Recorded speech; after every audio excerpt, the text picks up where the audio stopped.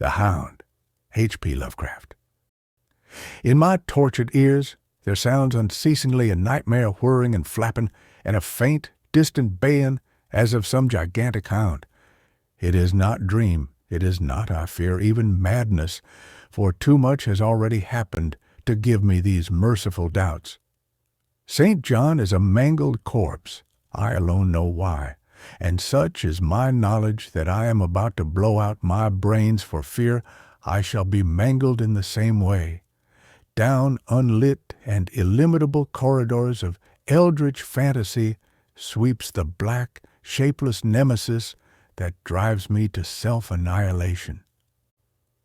May heaven forgive the folly and morbidity which led us both to so monstrous a fate.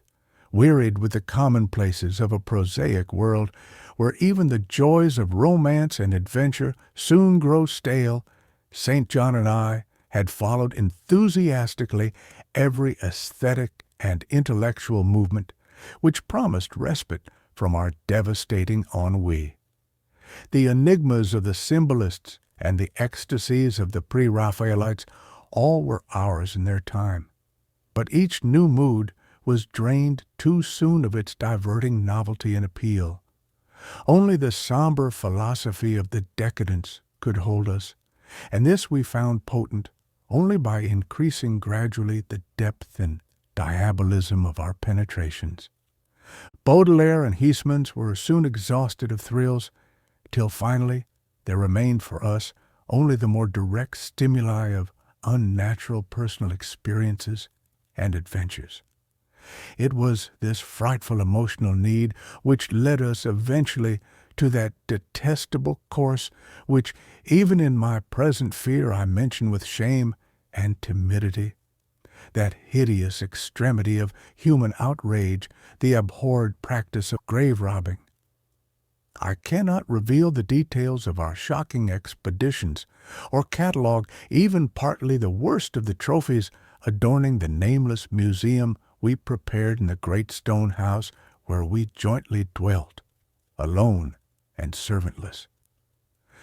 Our museum was a blasphemous, unthinkable place where, with the satanic taste of neurotic virtuosi, we had assembled an universe of terror and decay to excite our jaded sensibilities.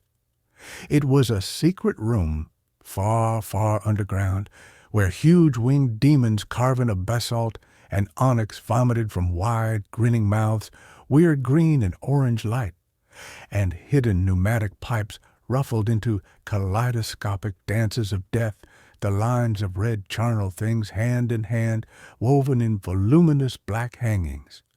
Through these pipes came at will the odors our moods most craved.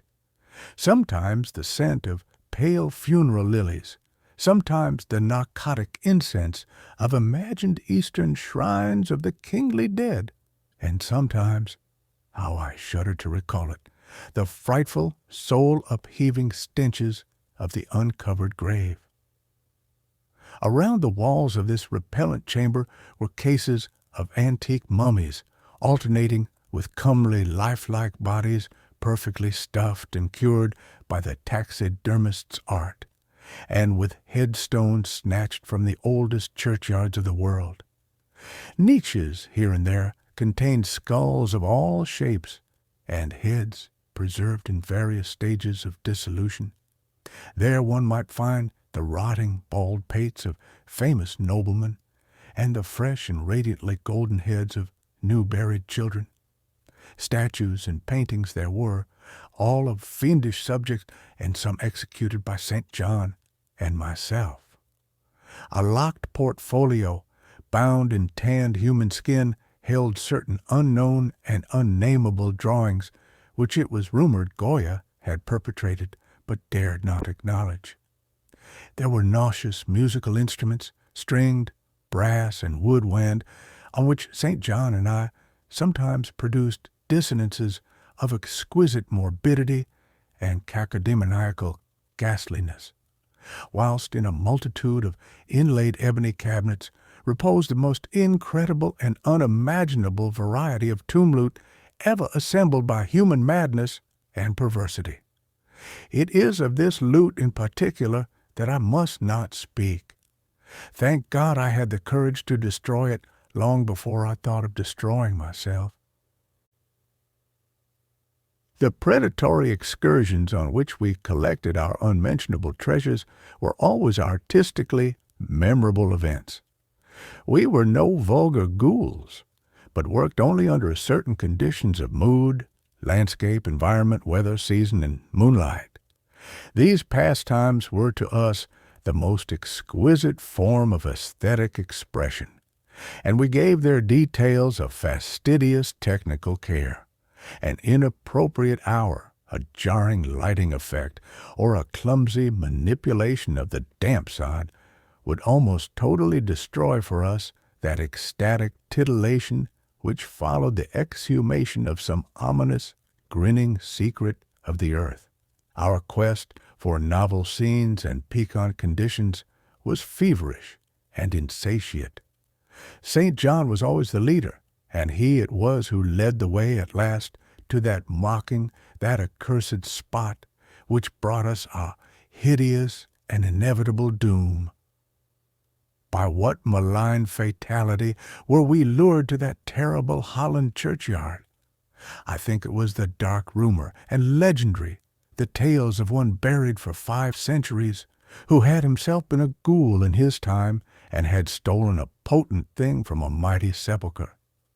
I can recall the scene in these final moments, the pale autumnal moon over the graves casting long, horrible shadows, the grotesque trees drooping sullenly to meet the neglected grass and the crumbling slabs, the vast legions of strangely colossal bats that flew against the moon, the antique ivied church pointing a huge spectral finger at the livid sky, the phosphorescent insects that danced like death fires under the yews in a distant corner, the odors of mold, vegetation, and less explicable things that mingled feebly with the night wind from over far swamps and seas, and worst of all, the faint, deep-toned baying of some gigantic hound, which we could neither see nor definitely place. As we heard this suggestion of baying, we shuddered, remembering the tales of the peasantry, for he whom we sought had centuries before been found in this self-same spot, torn and mangled by the claws and teeth of some unspeakable beast.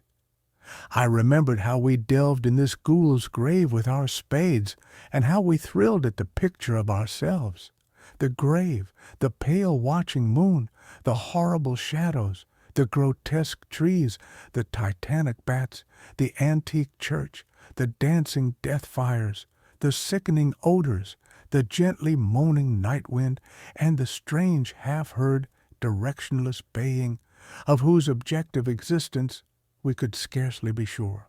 Then we struck a substance harder than the damp mold, and beheld a rotting, oblong box, crusted with mineral deposits from the long, undisturbed ground.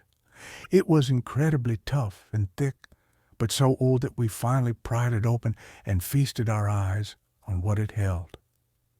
Much, amazingly much, was left of the object despite the lapse of 500 years. The skeleton, though crushed in places by the jaws of the thing that had killed it, held together with surprising firmness, and we gloated over the clean white skull and its long, firm teeth, and its eyeless sockets that once had glowed with a charnel fever like our own. In the coffin lay an amulet of curious and exotic design, which had apparently been worn around the sleeper's neck. It was the oddly conventionalized figure of a crouching winged hound or sphinx with a semi-canine face, and was exquisitely carved in antique oriental fashion from a small piece of green jade. The expression on its features was repellent in the extreme, savoring at once of death, bestiality, and malevolence.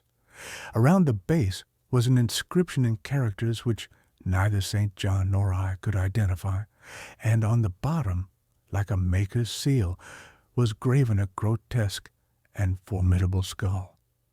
Immediately upon beholding this amulet, we knew that we must possess it, that this treasure alone was our logical pelf from the centuried grave. Even had its outlines been unfamiliar, we would have desired it. But as we looked more closely, we saw that it was not wholly unfamiliar. Alien it indeed was to all art and literature, which sane and balanced readers know, but we recognized it as the thing hinted of in the forbidden Necronomicon of the mad Arab Abdul al-Hazred, the ghastly soul symbol of the corpse-eating cult of inaccessible Leng in Central Asia. All too well did we trace the sinister lineaments described by the old Arab demonologist. Lineaments, he wrote, drawn from some obscure supernatural manifestation of the souls of those who vexed and gnawed at the dead. Seizing the green jade object, we gave a last glance at the bleached and cavern-eyed face of its owner and closed up the grave as we found it. As we hastened from that abhorrent spot, the stolen amulet in St. John's pocket, we thought we saw the bats descend in a body to the earth we had so lately rifled, as if seeking for some cursed and unholy nourishment. But the autumn moon shone weak and pale, and we could not be sure. So, too, as we sailed the next day away from Holland to our home, we thought we heard the faint, distant baying of some gigantic hound in the background. But the autumn wind moaned sad and wan, and we could not be sure. 2. Less than a week after our return to England, strange things began to happen. We lived as recluses, devoid of friends, alone, and without servants, in a few rooms of an ancient manor house on a bleak and unfrequented moor, so that our doors were seldom disturbed by the knock of the visitor. Now, however, we were troubled by what seemed to be frequent fumblings in the night, not only around the doors, but around the windows also, upper as well as lower. Once we fancied that a large opaque body darkened the library window when the moon was shining against it, and another time we thought we heard a whirring or flapping sound not far off. On each occasion, investigation revealed nothing, and we began to ascribe the occurrences to imagination alone.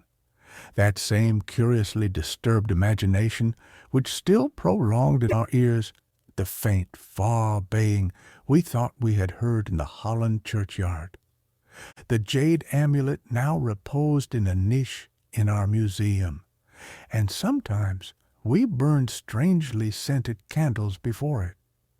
We read much in Al-Hazred's Necronomicon about its properties, and about the relation of ghouls' souls to the objects it symbolized, and were disturbed by what we read. Then terror came. On the night of September 24th, 19, I heard a knock at my chamber door. Fancying it St. John's, I bade the knocker enter, but was answered only by a shrill laugh. There was no one in the corridor. When I aroused St. John from his sleep, he professed entire ignorance of the event and became as worried as I. It was that night that the faint, distant baying over the moor became to us a certain and dreaded reality. 4 days later, whilst we were both in the hidden museum, there came a low, cautious scratching at the single door which led to the secret library staircase. Our alarm was now divided, for besides our fear of the unknown, we had always entertained a dread that our grisly collection might be discovered. Extinguishing all lights, we proceeded to the door and threw it suddenly open, whereupon we felt an unaccountable rush of air, and heard, as if receding far away, a queer combination of rustling, tittering, and articulate chatter. Whether we were mad, dreaming, or in our senses, we did not try to determine. We only realized with the blackest of apprehensions that the apparently disembodied chatter was beyond a doubt in the Dutch language. After that, we lived in growing horror and fascination. Mostly, we held to the theory that we were jointly going mad from our life of unnatural excitements. But sometimes it pleased us more to dramatize ourselves as the victims of some creeping and appalling doom. Bizarre manifestations were now too frequent to count. Our lonely house was seemingly alive with the presence of some malign being whose nature we could not guess, and every night that demoniac baying rolled over the windswept moor, always louder and louder. On October 29th, we found in the soft earth underneath the library window a series of footprints utterly impossible to describe. They were as baffling as the hordes of great bats which haunted the old manor house in unprecedented and increasing numbers. The horror reached a culmination on November 18th, when St. John, walking home after dark from the distant railway station, was seized by some frightful carnivorous thing and torn to ribbons. His screams had reached the house, and I had hastened to the terrible scene in time to hear a whir of wings and see a vague, black, cloudy thing silhouetted against the rising moon. My friend was dying when I spoke to him, and he could not answer coherently. All he could do was to whisper, "The amulet, that damned thing." Then he collapsed, an inert mass of mangled flesh. I buried him the next midnight in one of our neglected gardens and mumbled over his body one of the devilish rituals he had loved in life. And as I pronounced the last demoniac sentence, I heard afar on the moor the faint baying of some gigantic hound. The moon was up, but I dared not look at it, and when I saw on the dim-litten moor a wide nebulous shadow sweeping from mound to mound, I shut my eyes and threw myself face down upon the ground. When I arose trembling, I know not how much later, I staggered into the house and made shocking obeisances before the enshrined amulet of green jade. Being now afraid to live alone in the ancient house on the moor, I departed on the following day for London, taking with me the amulet after destroying by fire and burial the rest of the impious collection in the museum. But after 3 nights, I heard the baying again, and before a week was over, felt strange eyes upon me whenever it was dark. One evening, as I strolled on Victoria Embankment for some needed air, I saw a black shape obscure one of the reflections of the lamps in the water. A wind stronger than the night wind rushed by, and I knew that what had befallen St. John must soon befall me. The next day I carefully wrapped the green jade amulet and sailed for Holland. What mercy I might gain by returning the thing to its silent sleeping owner, I knew not, but I felt that I must at least try any step conceivably logical. What the hound was and why it pursued me were questions still vague, but I had first heard the baying in that ancient churchyard, and every subsequent event, including St. John's dying whisper, had served to connect the curse with the stealing of the amulet. Accordingly, I sank into the nethermost abysses of despair when, at an inn in Rotterdam, I discovered that thieves had despoiled me of this sole means of salvation. The baying was loud that evening, and in the morning I read of a nameless deed in the vilest quarter of the city. The rabble were in terror, for upon an evil tenement had fallen a red death beyond the foulest previous crime of the neighborhood. In a squalid thieves' den, an entire family had been torn to shreds by an unknown thing which left no trace, and those around had heard all night, above the usual clamor of drunken voices, a faint, deep, insistent note as of a gigantic hound. So at last I stood again in that unwholesome churchyard where a pale winter moon cast hideous shadows, and leafless trees drooped sullenly to meet the withered frosty grass and cracking slabs, and the ivied church pointed a jeering finger at the unfriendly sky, and the night wind howled maniacally from over frozen swamps and frigid seas. The baying was very faint now, and it ceased altogether as I approached the ancient grave I had once violated and frightened away an abnormally large horde of bats which had been hovering curiously around it. I know not why I went thither unless to pray or gibber out insane pleas and apologies to the calm white thing that lay within, but whatever my reason, I attacked the half-frozen sod with a desperation partly mine and partly that of a dominating will outside myself. Excavation was much easier than I expected, though at one point I encountered a queer interruption when a lean vulture darted down out of the cold sky and pecked frantically at the grave earth until I killed him with a blow of my spade. Finally, I reached the rotting oblong box and removed the damp nitrous cover. This is the last rational act I ever performed.